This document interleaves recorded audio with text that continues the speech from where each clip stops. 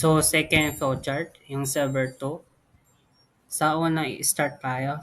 Next is yung integer pot pin equals A0.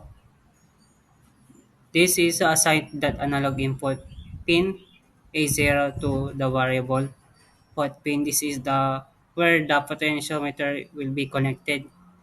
Ito yung nasa Arduino, nakakonect siya dun sa A0 dun. Next is yung loop or integer val equals analog read pot pin. Ito yung siya yung nagre-read dun sa analog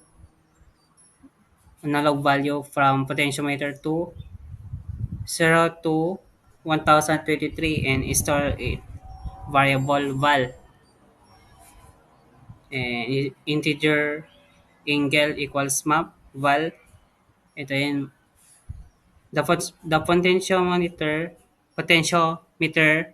value 0 to 1023 corresponding angle to 0 to 180 degrees for the server motor.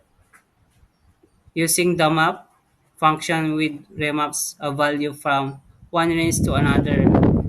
Next is the my server that right angle sets the position from server motor to calculate angle.